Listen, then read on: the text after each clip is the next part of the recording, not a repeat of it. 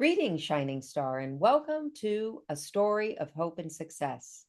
I'm Dr. B, here where we get to talk about people's success, sometimes from backgrounds that might not necessarily have naturally led them to success, and oftentimes in environments that maybe some people or some situations have attempted to cloud over their shine. Today we have with us Anne Marie Godslack, LPGA teaching pro and PGA teaching pro. Anne Marie, it's so nice to have you here with us today. Can you tell us a little bit about yourself? Thank you for inviting me. I'm thrilled to get the opportunity to speak with you. I am the director of instruction at the Country Club of Landfall, which is a fantastic country club on the coast of North Carolina. I've been teaching about 34 years and absolutely love it. My favorite thing is to take young people and turn them into elite athletes and elite champions. And so I first wanted to be a golf pro when I was 3 years old. I was Wow. watching the Dinah Shore, which was a prominent golf tournament back in the day. I was sitting with my dad and I said, Daddy, I want to be a golf pro one day. I want to be there on that course and I want to play there. And he said, Are you sure you don't want to be a ballerina? And I said, No, I want to be a golf pro. And that's really all I have ever wanted to be. Hmm. Well, that's really exciting because we're here today to talk about your journey of success. But it sounds to me like you dedicate your life to bringing success to other people as well through golf. Well, I try. I mean, I'm really fortunate because I started, as I said, I wanted to be a golf pro when I was three, but our family came from humble beginnings. We didn't have a whole lot of money. There wasn't a lot of course access or access to equipment or even good instructors, but there was a dream, there was a hope. And my mom and dad supported that dream, even though it was probably unlikely. I always wonder why they didn't say, That's not in the cards for you, kid. We can't afford it. But they never really said that. They just kind of gave me a chance and let me dream. And so for my eighth birthday, my parents and my grandparents chipped in and they got me a set of real golf clubs. Previously, I had toy and plastic golf clubs, which did not do. So I had real golf clubs and I got 3 lessons from a local pro at a country club in Bethlehem, Pennsylvania. And after the 3 lessons, he looked at my parents and he said, Amory has a lot of talent. I think she can really be good. I'd like to see her again. And my mom and dad were very polite, but they said, Thank you so much, but we really don't have enough money to do this type of thing. It's not in our lifestyle, but thank you. We appreciate the opportunity. She's enjoyed the lessons. And he stopped me and he said, How good do you want to be? And I said, I want to be on tour one day. I want to be a big tour player. And he said, If you really want that, then come next weekend at 7 a.m. and pick up every golf ball. There's a little thing he picked up by hand, every golf ball by hand from here to the 100-yard marker, and I'll give you a free lesson. And so my parents did. They got me up early and drove me out to Bethlehem, Pennsylvania. I picked up all the golf balls and he gave me a free lesson. And this continued every weekend and every week, I guess, until I went to college. So I did various things. I picked up golf balls, I cleaned the bathroom, I cleaned clubs. Eventually, I worked in the pro shop. And by the time I was a senior in high school, I was really doing a lot of work in the pro shop that pros did as far as running tournaments and helping out with clinics and whatnot. But I was really fortunate because it was a true apprenticeship that we started from the ground up. And in exchange, I got free lessons. I got access to equipment. I could play the golf course. So I was really, really fortunate to have that opportunity. I was able to play in certain golf tournaments and played well enough to be recruited by 32 or 34 schools.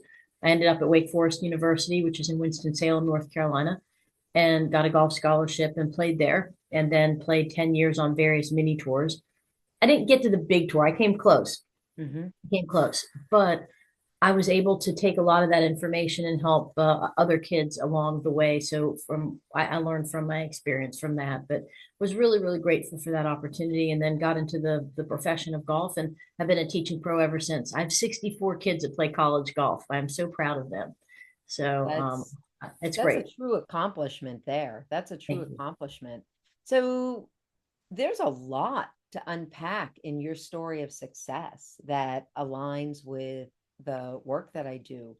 Probably the most obvious one is this professional future sense of self. Mhm. So you were three and you're like, that's what I want to do. I want to be a professional golfer. Mhm. Um, which is pretty powerful. Can you talk a little bit about that professional future sense of self that you established of three and maintained?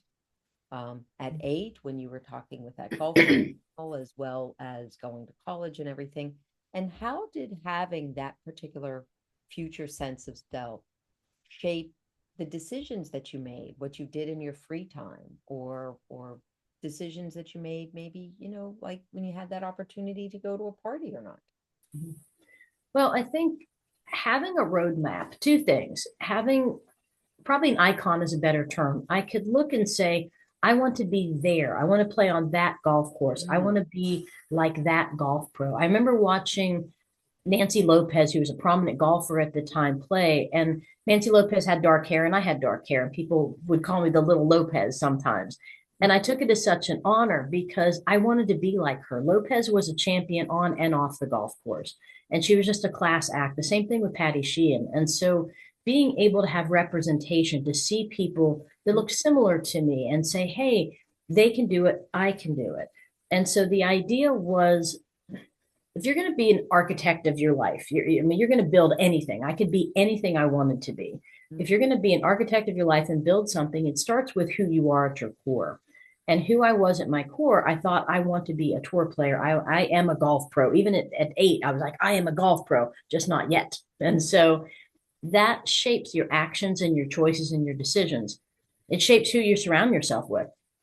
My friends and even my boyfriend in high school, my boyfriend's senior year, he was a track star and he was really elite. And I remember this one moment, we were invited to a pizza party. I will never forget. And I was already on a strict eat to win diet. He was certainly watching what he ate because he also wanted to be elite. He also had a vision of who he wanted to be as far as being a track star. So we were invited to this party and they said, well, it starts about 10 o'clock and we're going to have pizza and da da da.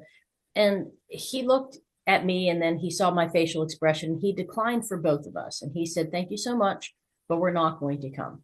And later he said, we don't go out at 10 o'clock at night and we don't eat pizza. We have better things to do. We have a track meet in the morning. We have a golf tournament in the morning. That's not who we are. And Mm. I think your identity is shaped when you have that sense of, who you want to be, because I had the vision. And it's really ironic. I never got on the big tour. I came close. I was like the best minor league player to never make it to the big show. Mhm. And for years, I felt like I was a failure that I didn't really achieve. But I realized, when I tried to get my tour card and I missed it, I did make the cut, made the cut, which is the final round. And guess where that tournament was? It Hmm. was at Mission Hills. And I got to walk across that bridge and play that golf course. And I'll never forget, my dad flew out to California and surprised me. And he was there. He got to see me play that course. And so I didn't get the big dream, but I got part of the dream. And it's just a concept of you have a vision, you have a starting point, and that defines your actions and where you go and where you don't go. So I never got tied up in drugs or alcohol or any of that, mainly because it didn't align with my sense of who I was. Right, right. And that Mission Hills golf course, that's where you envisioned yourself back when you were that little girl Yes. watching that television Yeah, golf. the Dinosaur was played at Mission Hills Country Club, which is Okay. a prominent country club. It's amazing. And so it was interesting even then to look at something, just to see something that elite. I mean, you got to keep in mind, I was a poor kid from Pittsburgh. I'm the youngest of three girls. I'm shocked I even had the chance to go to college, but I was able to play golf in college because of the game of golf. But to be able to keep that vision from age 3 to I think I was about 22 when I was able to play that golf course, it's just phenomenal that anyone like me could end up there. But it started with seeing myself there. It started with seeing myself on that course and in that on across that bridge. There's a great bridge that you walk across to the 18th green, and it's just iconic. So Wow. Wow. And you said that there was this iconic kind of roadmap that was placed in front of you where you could see yourself down in that pit place. And you alluded to the fact that you started from humble beginnings. Can you share with people a little bit more about that? Because a lot of times we hear when we're listening to some of these stories of success online, people are like, yeah, my parents, my grandparents had to give me, they only loaned me so much money so that I could start my first business. And, and you sit there and you just go, wait, what? No. Those are the people I refer to as they were born on third and thought they hit a triple. So Okay. yes, I think I was born in the dugout, but I'm really grateful for my family and my upbringing. But it's true, my grandparents that I know of didn't get past the sixth grade, maybe eighth grade, and my parents got to high school, and that was it. And they were smart people, but they just didn't have the opportunity. So we come from, my grandfather was a coal miner and a steel mill worker, and eventually he was a mason. And so, to look back and say they came from a sixth grade education to my parents got to high school to now I'm the youngest of three girls, and all of us went to college and some went on to grad school and to get their PhDs. And so to see that generational pool, but it was just unlikely, especially back in the day, that anyone that was from a middle class or lower middle class family could ever get the chance to one day end up working at a country club or even being a member of a country club that was just elite. I just think it's mesmerizing. I give my parents credit. We didn't have a lot of money, but what they did is they found the expert in the room, so to speak. Oh, They found that golf pro who was willing to help. They didn't even know. They just found the best they could afford, the best they could do. And they didn't know what was coming next, but they took that first step and said, let's at least get you 3 lessons. Let's at least get you this equipment.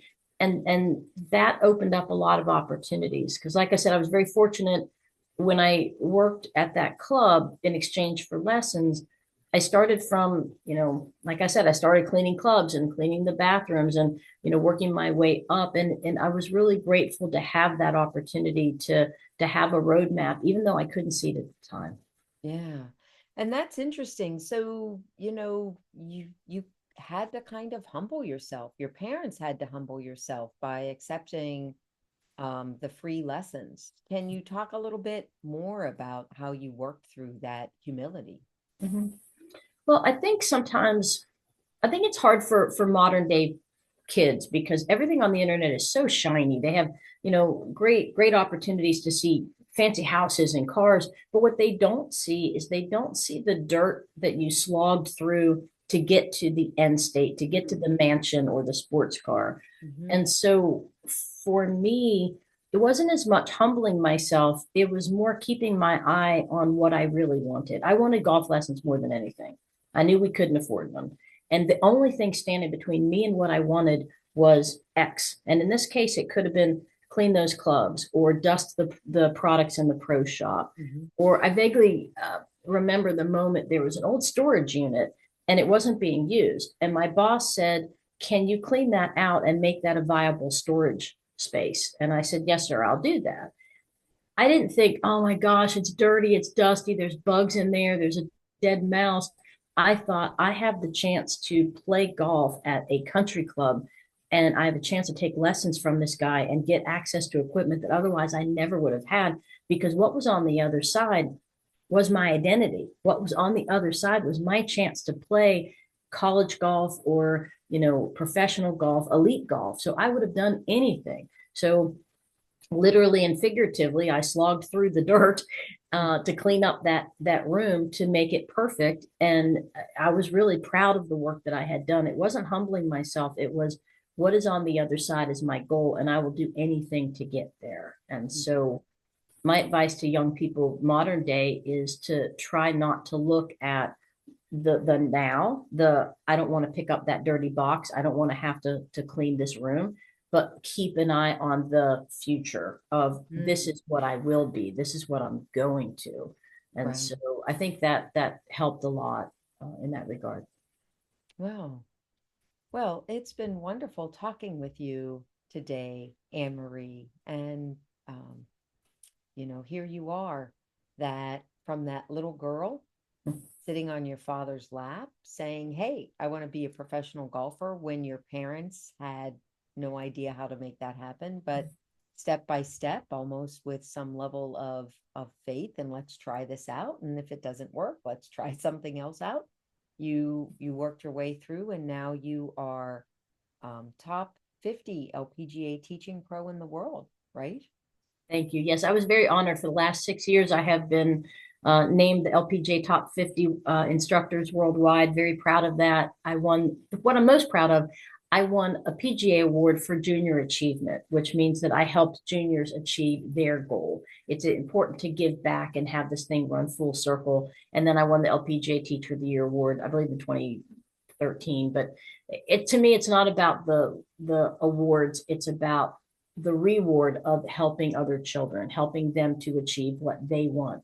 And so now it's my opportunity to give back and help them. So I'm proud of my top 50 award. I'm proud of a number of things that I've done, but I'm most proud of the fact that I was able to help people to achieve their dream. So it's neat to see it full circle. It really is. It really, really is. Well, thank you very much. And to everybody listening today, I wish you hope in your week. I wish you your journey be one of success, and may your star shine for all of those around the sea.